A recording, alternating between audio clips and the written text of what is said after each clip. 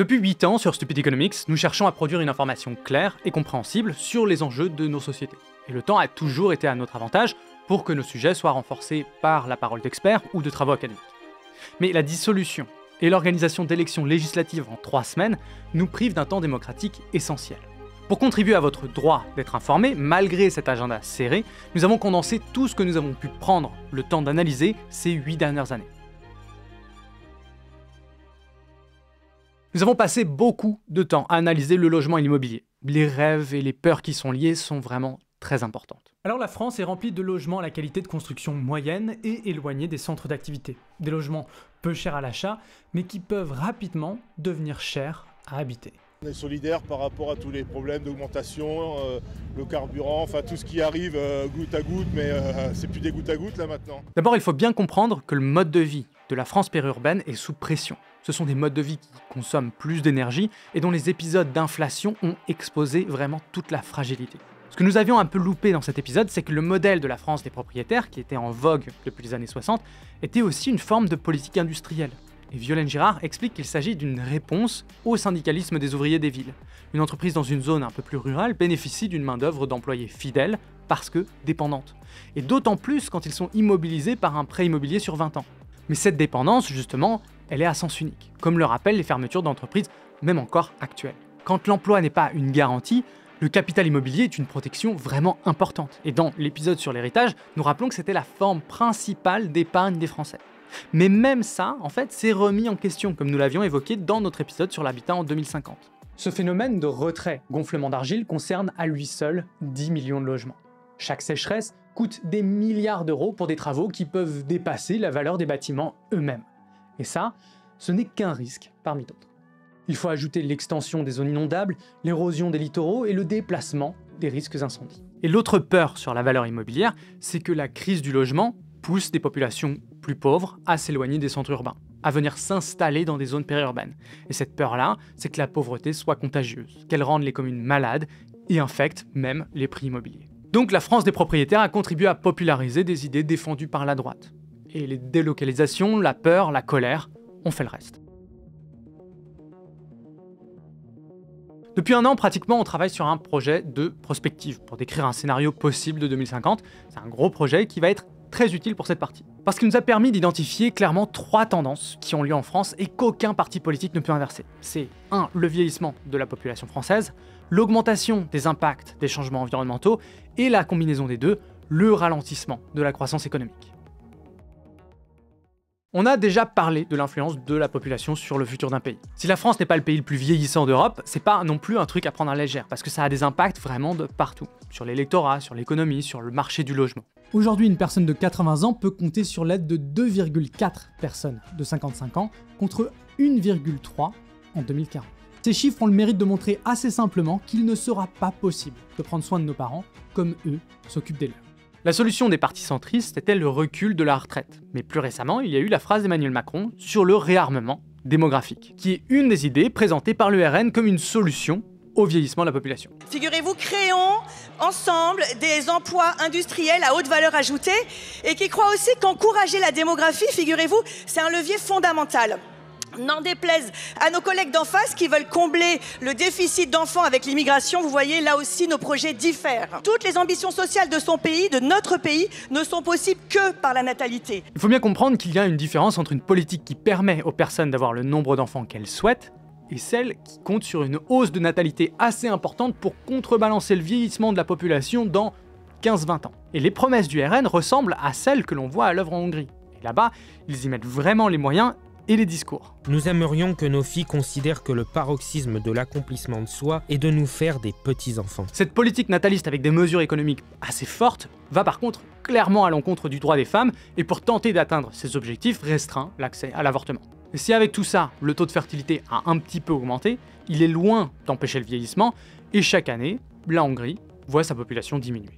Et c'est là qu'on arrive à la question de l'immigration et aux hypocrisies des partis d'extrême droite. Derrière les discours anti-migrants en Italie, il y a un pays qui vieillit et qui voit même sa population diminuer depuis 2022. Ce qui est beaucoup moins mentionné, c'est le nombre d'aidantes pour les personnes âgées qui vivent souvent dans les domiciles de celles-ci. Elles sont entre 400 et 800 000 badenti. La plupart sont des femmes immigrées et c'est avec l'importation de ces bras que l'Italie prend en charge ces vieux. L'exemple italien nous montre à quel point un pays vieillissant dépend de l'immigration.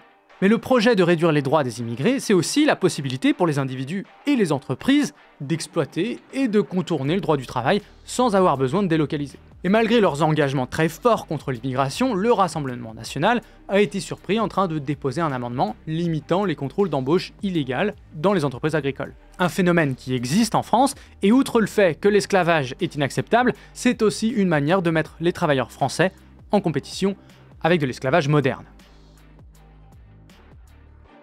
Les changements environnementaux produisent des effets très divers, mais dont les impacts peuvent être réduits à un concept économique, l'inflation. Les mauvaises récoltes agricoles, le coût de l'adaptation, mais aussi la hausse des coûts de l'extraction des énergies fossiles et les politiques anti-gaz à effet de serre, tout ça, on commence à le comprendre et à le subir. Et ça a un impact sur le pouvoir d'achat. Et ce problème-là, il est identifié par le RN, notamment parce que ça touche très directement certains de leurs électorats. Et les plus exposés vivent dans des zones les moins denses qui imposent de faire des kilomètres au quotidien et dont l'habitat est plus coûteux à chauffer et à entretenir. Donc l'idée du RN, pour l'instant, c'est de baisser fortement les coûts des énergies. Une mesure coûteuse et basée sur des idées reçues qui mettent aussi en péril l'économie française. Les taxes sur les carburants rapportent autour de 40 milliards d'euros, une somme assez massive, mais qui sert indirectement à financer plein de services utiles aux automobilistes eux-mêmes, comme les près de 40 milliards de prise en charge des accidents de la route ou les 15 milliards d'euros pour l'entretien des routes. Et cette annonce de baisser la TVA à 5,5% a beaucoup de chances de profiter d'abord aux industries pétrolières qui vont pouvoir augmenter leur prix plutôt qu'aux consommateurs. Cette proposition, c'est aussi retarder la transition énergétique du pays, voire l'annuler. Et s'il est essentiel de doser la rapidité de cette transition, il apparaît logique et urgent de s'adapter tant qu'on le peut. Bruno Le Maire avait pris l'habitude de surestimer les prévisions de croissance. Et pourtant, la croissance économique française par habitant tend depuis des décennies à s'approcher du zéro. Cette tendance, elle a plein d'explications. Le vieillissement de la population et le changement climatique en font partie. Mais ce que nous a montré avec force les quinquennats précédents, c'est qu'il ne suffit pas de parler sans arrêt de croissance économique pour le créer par magie. J'aime l'industrie. J'aime l'industrie parce que c'est un des rares endroits au XXIe siècle où on trouve encore de la magie. Et c'est la même magie qui était à l'œuvre en Allemagne, avec leur tissu industriel incroyable qui faisait de la croissance comme jamais. En fait, on se rend compte que c'était aussi une dépendance très forte au gaz russe peu cher et du sous-investissement public. Aujourd'hui, on salive devant les États-Unis et leur Silicon Valley, en se demandant comment on pourrait leur ressembler. Mais ce qui n'est pas mentionné, c'est que 8% de leur PIB et 10 millions d'emplois sont liés directement à l'extraction de pétrole, en partie sur leur territoire. Et on avait justement rappelé dans un épisode que la pire crise économique, celle de 2008, avait eu lieu justement au moment où la production de pétrole des États-Unis était au plus bas. Du côté académique, de ce que j'en comprends, c'est que la croissance économique, c'est un truc que l'on peut tenter de favoriser avec des institutions et des politiques publiques, mais qui est aussi très dépendant de plein d'autres facteurs, et notamment de la richesse du pays, de sa démographie, de la situation des pays voisins, de l'impact des innovations technologiques du moment et de la stabilité du climat. Cette diminution de la croissance, c'est pas la fin du monde non plus, c'est pas le déclin de la France. Mais à court terme, ça pose vraiment un problème de paix sociale, parce qu'il n'y a pas de richesse supplémentaire à répartir chaque année. Et pour le dire le plus simplement possible, sans croissance, pour donner aux uns, il faut nécessairement prendre aux autres. Alors la promesse des précédents gouvernements, c'était de distribuer une partie du budget de l'État pour aider les entreprises et réduire le coût du travail par plusieurs mesures souvent impopulaires. L'espoir, c'était de générer cette croissance et que ces sacrifices budgétaires et sociaux soient compensés par cette richesse. C'est pas que ça n'a pas fonctionné, c'est que ça n'a pas marché. Le RN est assez réceptif au discours des entreprises et à cette vision de la croissance qui demande la continuation des subventions et ne présente aucune mesure concrète qui signale la fin de cette politique. Mais sa promesse principale, c'est la préférence nationale. Il n'y a pas besoin de croissance pour faire ça, mais par contre, il faut hiérarchiser les individus en fonction de leur origine. En plus d'être contraire à l'article 1 de la Déclaration des droits de l'homme et du citoyen, les ordres de grandeur de cette proposition économique ne fonctionnent pas. Dans une vidéo à l'occasion de la dernière présidentielle, nous avions montré qu'il y a autour de 5 millions d'étrangers en France, que c'est une population qui peut connaître des difficultés d'emploi, mais qui malgré cela ne représente pas une ligne budgétaire très importante pour l'État, parce que les plus grosses dépenses budgétaires, ce sont les premières et les dernières années de vie. C'est l'éducation et la retraite qui représentent les plus gros budgets nationaux. Et la plupart des étrangers arrivent autour de 25 ans. ne coûtent rien en éducation, voire arrivent déjà formés, et le système de retraite à répartition n'est pas avantageux pour les carrières incomplètes. Ce qu'on montre, c'est qu'en France, lorsqu'on a une augmentation de l'immigration, on a plutôt un effet positif sur le PIB par tête. Et lorsqu'on distingue l'immigration de travail et familiale, on montre également que l'immigration familiale, elle a un effet positif. Et cet effet positif de l'immigration familiale, c'est assez paradoxal en fait dans le cas de la France. En amplitude, il est plus important que l'effet de la migration de travail. Sans compter que les politiques anti-immigration ont un coût humain, avec des morts, des souffrances, et qui amène l'air de rien à mettre des enfants dans des cages, mais c'est aussi une politique très coûteuse en construction de murs et en force de police pour surveiller toutes les frontières. Bref, la cagnotte de l'argent de l'immigration n'existe pas. C'est pour ça que les mesures économiques du RN sont vagues, changeantes et évitent tout chiffrage, parce qu'elles ne tiennent pas. Si nous prenons le temps de pointer les périls des théories économiques du RN, c'est que l'analyse de leur programme point par point est impossible. Tout peut changer entre deux plateaux télé. Et c'est là qu'est leur avantage stratégique. Ils n'ont pas besoin de programme, puisque leurs idées sont déjà programmées partout. L'espace médiatique français est extrêmement concentré et contrôlé par quelques milliardaires, qui peuvent mettre leurs médias au service de leurs thèses, qui sont souvent d'extrême droite. En saturant l'espace médiatique de débat, en empêchant systématiquement la parole académique ou les exposés journalistiques, cette stratégie empêche toute nuance et les échanges nécessaires au débat démocratique. La machine médiatique de Bolloré a imposé ses thèmes, comme avec le grand remplacement ou l'islamo-gauchisme, voire même, plus récemment, d'orchestrer le rapprochement de partis politiques entre les Républicains et le Rassemblement national. Toutes ces stratégies médiatiques sont efficaces, insidieuses, polarisent nos sociétés, et les idées même fondamentalement fausses, à force d'être répétées, peuvent s'imposer. Et on peut se surprendre à penser que, puisqu'elles sont omniprésentes, elles ont un fond de vérité. Ces machines médiatiques ont été à l'œuvre dans d'autres pays et fonctionnent. Elles ont favorisé l'élection de Trump aux États-Unis, de Bolsonaro au Brésil et de Milei en Argentine. Partout, elles discréditent les missions d'information de la presse, déstabilisent profondément et durablement le fonctionnement de nos démocraties.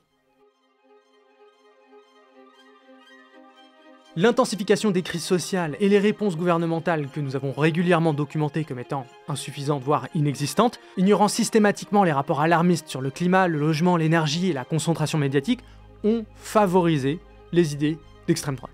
Depuis 8 ans, nous cherchons à produire une information accessible, gratuitement, pour comprendre les enjeux de nos sociétés. Et c'est avec la même volonté que nous avons produit cette vidéo. Le Rassemblement national et toutes ses déclinaisons sont fondées sur des thèses mensongères, que ce soit sur leur vision de l'immigration, de l'écologie ou des enjeux sociétaux. Et quand ils ont l'exercice du pouvoir, au Parlement européen ou à l'Assemblée nationale, ils s'illustrent par leur compromission.